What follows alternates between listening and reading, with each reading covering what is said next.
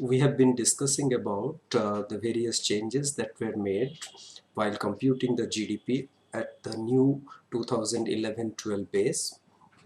Broadly, five major changes were done. First, at the level of nomenclatures and at a conceptual level, a new concept of GVA at basic price was introduced, and this was done by introducing government's activities at two different levels. Government is levying taxes, and government also gives subsidies for for certain services or to avail certain services. Now, in the 2004-5 base, we were measuring different concepts of GDP or different measures of GDP using only product taxes and product subsidies. So that was giving us the transition from GDP at market price to GDP at factor cost by adjusting for indirect taxes and subsidies. And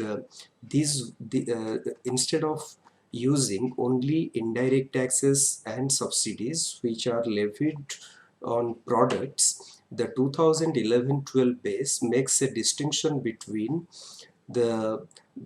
between product tax and production tax, as well as between production subsidy and product subsidy. We have already discussed the distinction between the concept of production and product as applicable to taxes and subsidies. Broadly, what it meant was production tax or production subsidy was independent of the volume of production, whereas the product tax and product subsidy was levied on the number of units of a particular service consumed or purchased. Now, that is the first point, that we when introduce production tax and production subsidy, we get the concept of GVA at basic prices, and to the GVA at basic prices, when we make the adjustment for product tax and product subsidy, we get the GDP at market price. So GDP at market price is one way to look at it. Is measuring the payments to all factors of production, including the government. When we are not including government in any way, we are talking about GVA at factor cost, which in the earlier nomenclature was known as the GDP at factor cost. Now, to the GDP at factor cost or GVA at factor cost, when we add production uh, taxes and subtract the production subsidies, we get the GVA at basic price.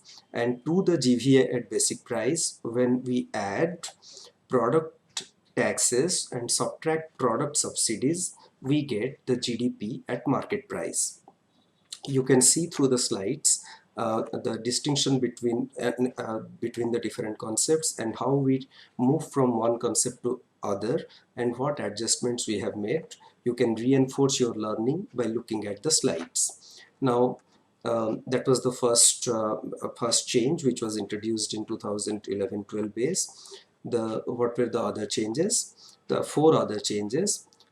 Second, the headline, when we are measuring the growth rate, it is with reference to a particular indicator of GDP, and that indicator which is oft used or most used is called the headline GDP. Now, the headline GDP, when we were measuring growth rates, used to be GDP at factor cost. Now, when the GDP at 2011-12 base was computed, the headline has been changed from GDP at factor cost to GDP at market price. And why this change has been done? Because this change is to be in line with the international practices, because everywhere across the globe, when growth rates are measured, it is with reference to GDP at market price, and that is what is also suggested by the System of National Accounts 2008. But India has been lagging in adopting the SNA 2008. As we were following SNA 1993, we were using a different benchmark to assess the growth rate. This is the second change. Now the third change is with regard to the coverage part of it. When we are measuring GDP, we are measuring the value added from different sectors of the economy. A major change was introduced to while capturing the value addition from the corporate sector. Now, 2010, the Ministry of Corporate Affairs started a project which is called MCA 21.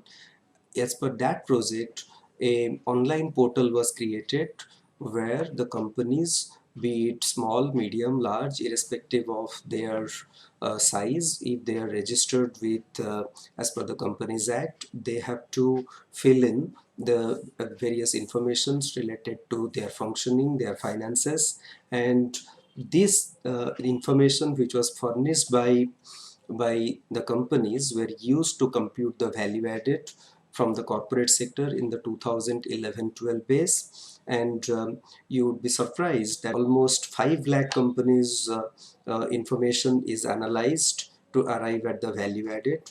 And that is why it is very much possible that when we are taking a very broader base, there is a change in the growth rate that is computed. If you recall, we started by looking at how the growth shot up from 5% to 7% for 2013-14 in the 2011-12 base as compared to the 2004-5 base.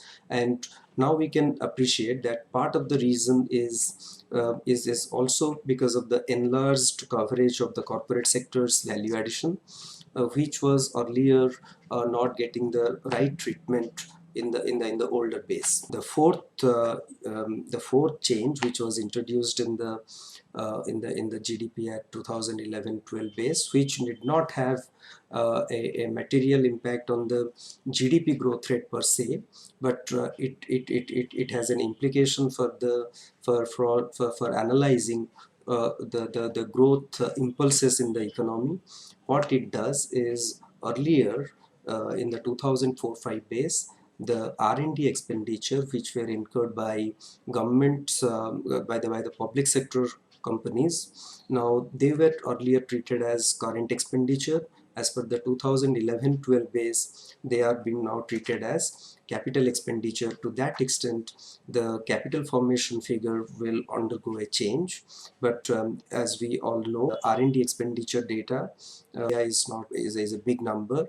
The total R&D expenditure is less than 1% of GDP. But nonetheless, it can tell us from where the growth is coming as far as the sectors are concerned. Whether it is coming from consumption or from investment. The change which was made was a sectoral reclassification. Some sectors which were earlier categorized as belonging to one sector, now they are treated under as a part of another sector, which again will not have a material impact on the overall growth, but things like changing the headline, expanding the coverage of the corporate sector, and introduction of new measures of GDP, it may help us to get better insights as to the process of growth, and it can have an impact on the GDP number itself.